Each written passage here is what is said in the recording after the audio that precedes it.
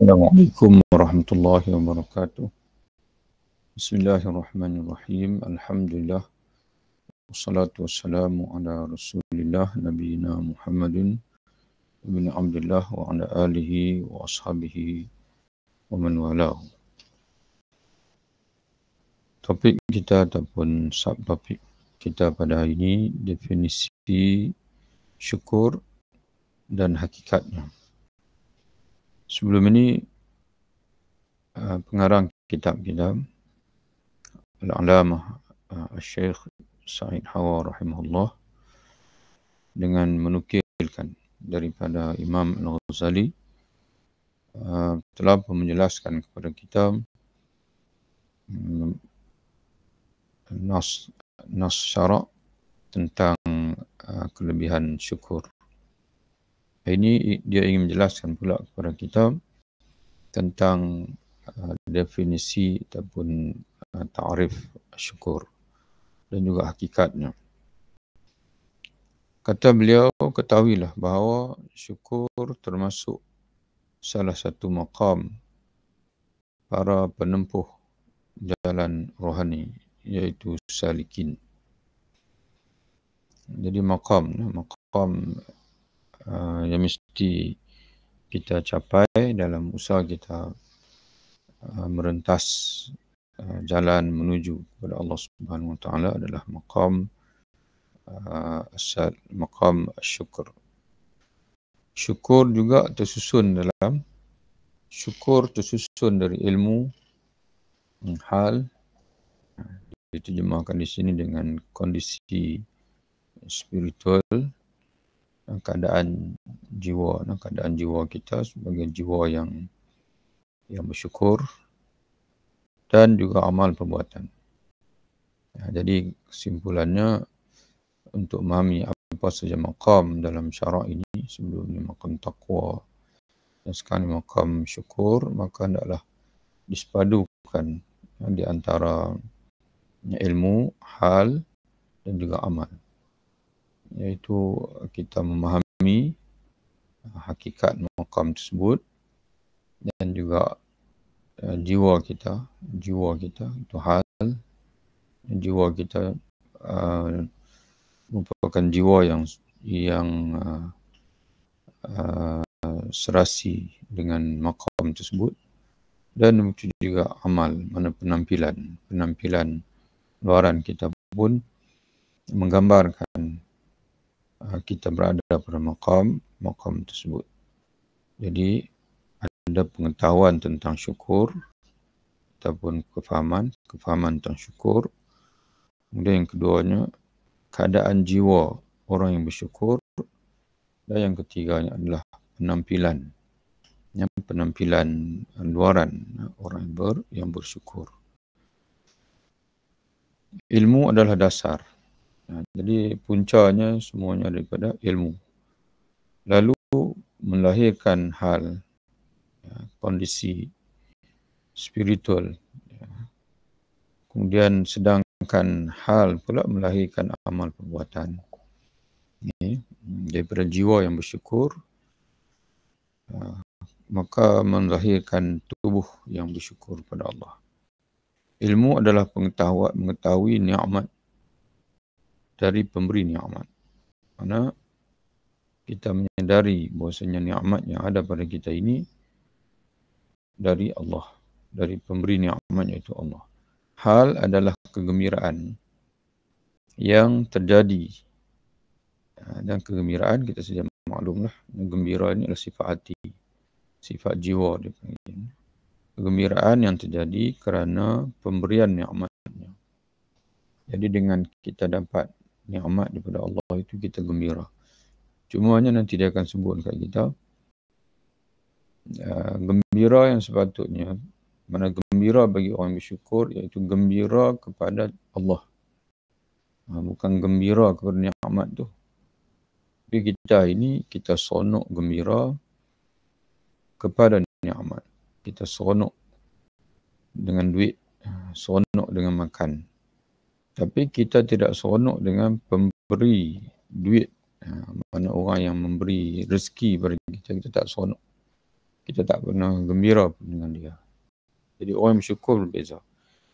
Orang bersyukur kepada Allah, dia gembira sebab diberi nikmat. Mana gembira apa? Gembira kepada Allah. Dia kasih kepada Allah, memberi nikmat.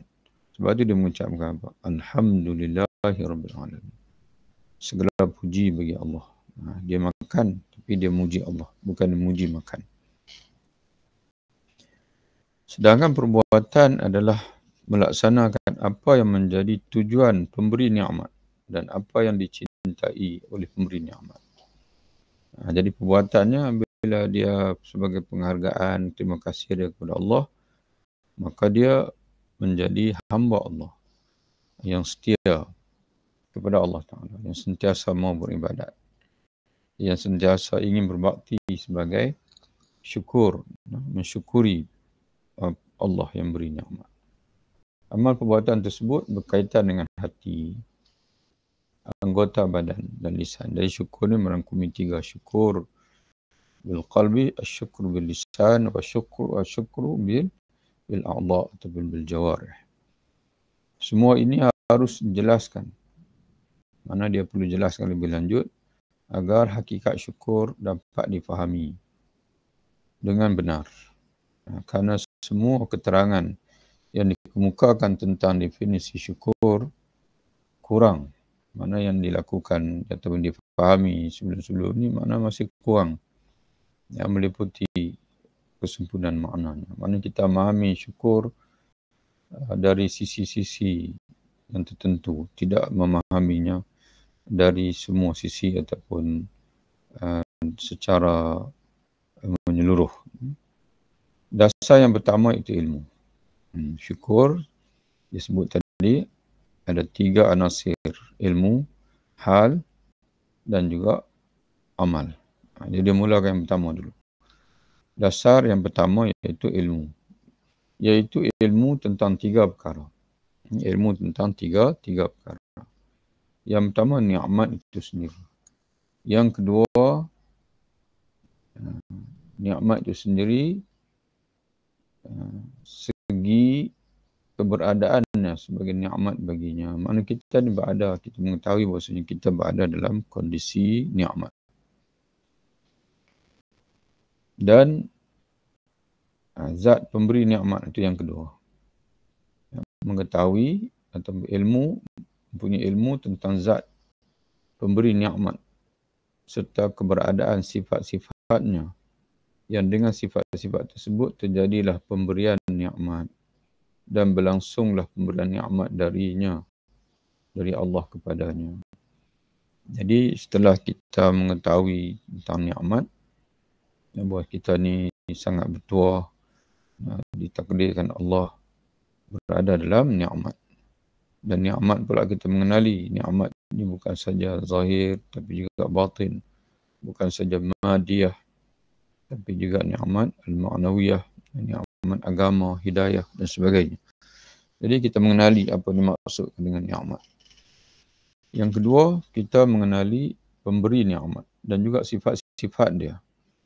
Dan kerana sifat-sifat kehebatan, kesempurnaan pemberi nikmat itulah maka terhasilnya nikmat dan juga sampainya nikmat kepada kita. Jadi pasti ada nikmat dan pemberi nikmat dan yang diberi nikmat. Kepadanya nikmat itu sampai. Dari pemberi nikmat dengan suatu tujuan dan kehendak. Mesti ada sebab, mesti ada kehendak daripada Allah. Mustahil nikmat sampai kepada kita tanpa kehendak daripada Allah dan tanpa suatu tujuan yang ditentukan oleh Allah. Jadi 3 lah. Ni'matun, al-mun'im dan juga al-mun'am alaih. Al-mun'am alaih maknanya yang diberi nikmat ke atasnya. Kita lah manusia. Perkara-perkara ini harus diketahui. Hal ini menyangkut hak selain Allah. Maknanya itu kalau kita bincang tentang selain Allah Ta'ala pun maknanya begitulah yang akan dibicarakan. Apa yang diberi kepada kita? Siapa yang memberi? Siapa yang diberi kepadanya? Apatah lagi kalau bersangkut dengan Allah.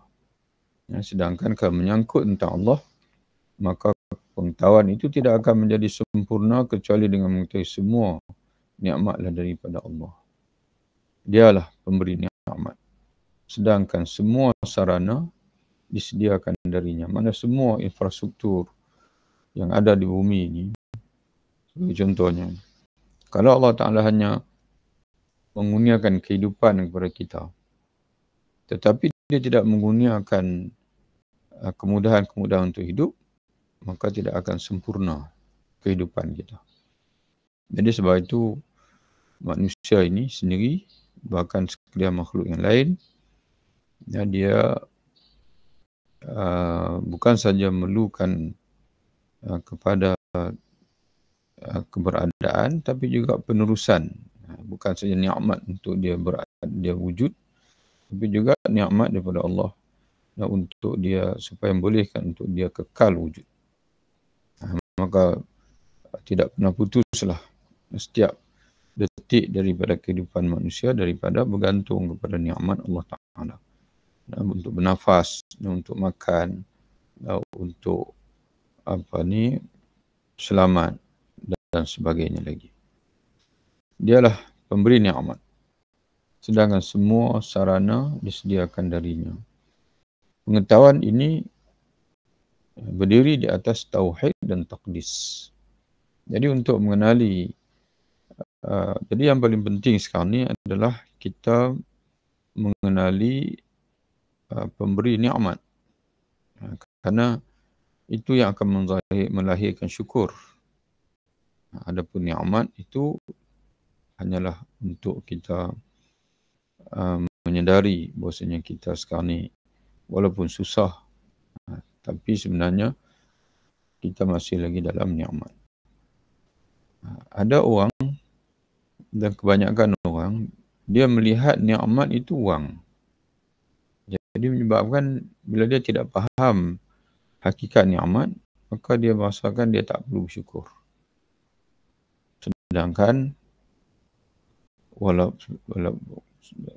Sedangkan sekalipun kita tidak ada wang, tapi yang lain-lain itu tidak pernah putus daripada kita. Cuma wang saja tidak ada, duit saja tidak ada. Tapi kita masih diberi kehidupan oleh Allah, masih lagi diberi kesihatan, masih lagi ada rezeki untuk kita makan dan sebagainya. Jadi bila kita menyadari kita ini sebenarnya masih lagi berada dalam nikmat, maka tidak kecuali untuk kita, kewajipan kita untuk bersyukur kepada Allah Ta'ala. Tapi ala kulli hal, yang paling penting untuk kita mengenali itu adalah Al-Mun'im, pemberi nikmat, itu Allah Subhanahu Wa Ta'ala. Jadi daripada mana bermulanya pengetahuan tentang Al-Mun'im itu? Iaitu kata dia dari tauhid dan juga taqdis. Tauhid iaitu mengesahkan Allah, taqdis menyucikan Allah, menyedari betapa hebatnya Allah Subhanahu Wa Ta'ala sebagai Al-Mun'im, pemberi nikmat itu. Karena tauhid dan taqdis masuk ke dalamnya. Dalam ungkapan bahasa Arabnya dia kata hadhil ma'rifah wara' at-tauhid wa taqdis. Mengenali pemberi nikmat ini adalah berada di sebalik tauhid dan juga taqdis. Idh dakhala at-taqdis wa tauhid fi hadhil ma'rifah. Jadi mengetahui mengenal Allah, ma'rifatullah itu, dia adalah datang setelah seseorang itu dia mengetahui hakikat tauhid dan juga taqdis. Lepas tu dia kata bal ar-rutbatul ula, bahkan dia kata martabat yang pertama fi ma'ariful iman, dalam pengetahuan tentang iman ini, kata dia adalah at-taqdis, kemudian at-tauhid.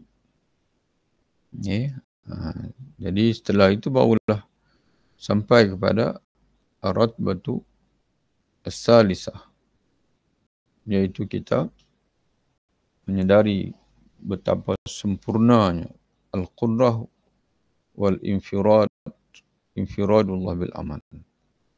Ya, maknanya semua yang berlaku di alam ini adalah yang tertakluk dengan kekuasaan dan juga dipanggil iradah Allah Ta'ala.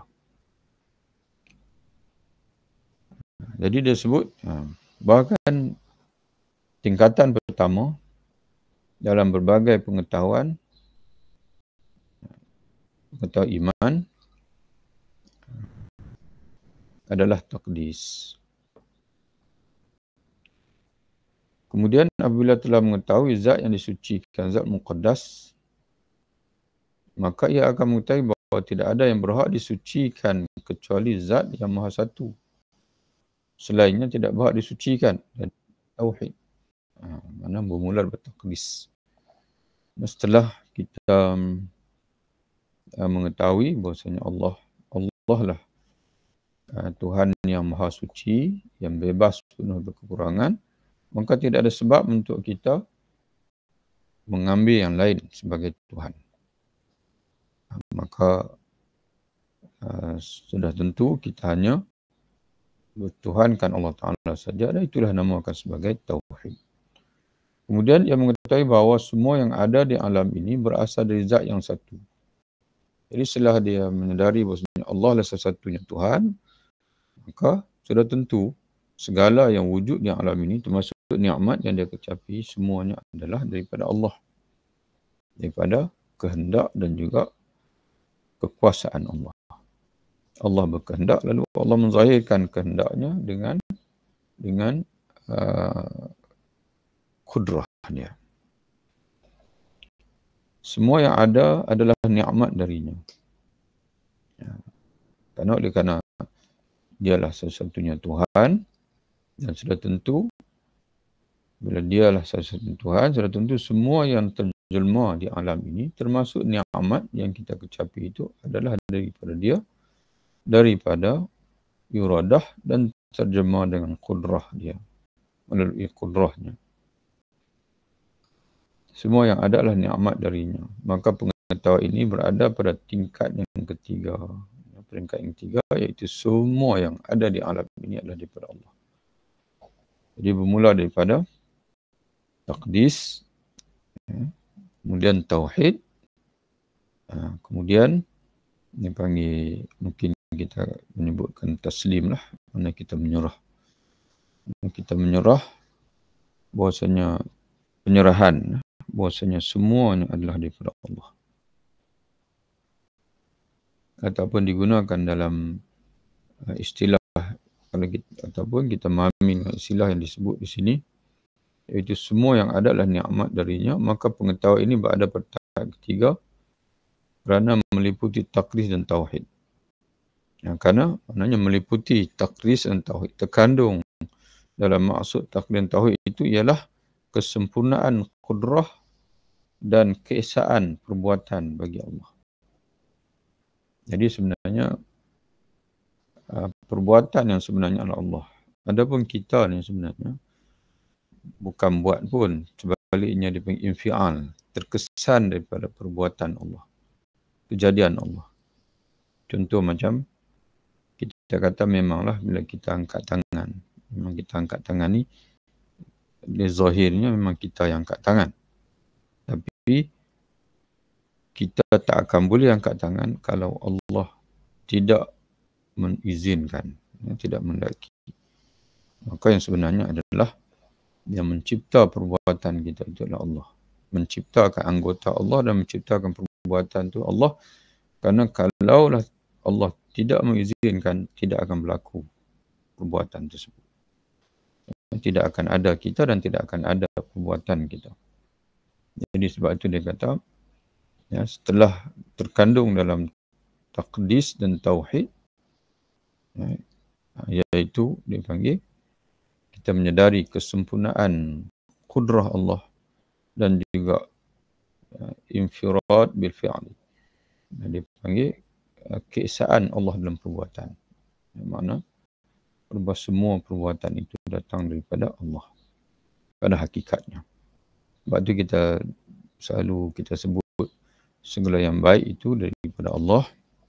Dan segala yang buruk itu sebagai ta'aduban kita kata daripada diri saya sendiri.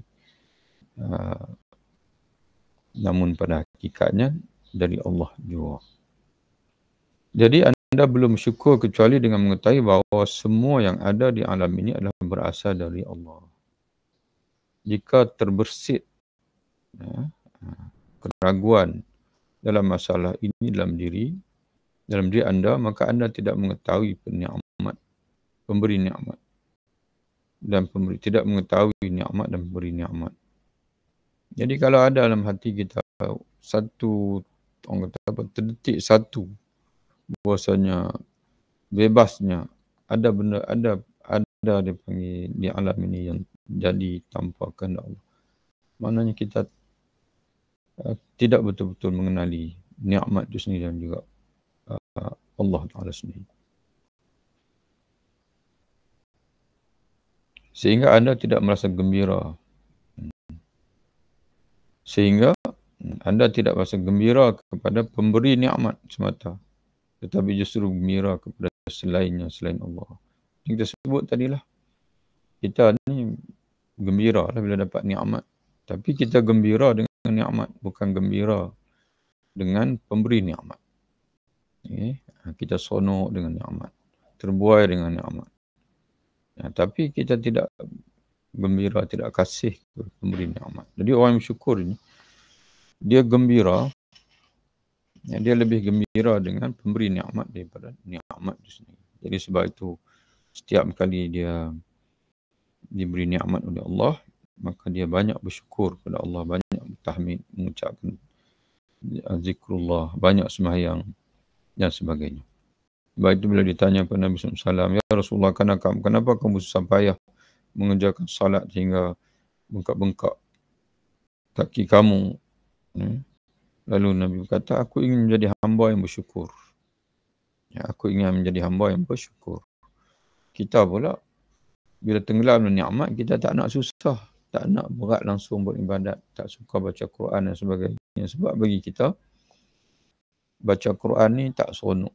Sembahyang pun tak seronok. Puasa tak seronok. Karena kita gembira dengan nikmat, tapi tidak gembira dengan pemberi nikmat.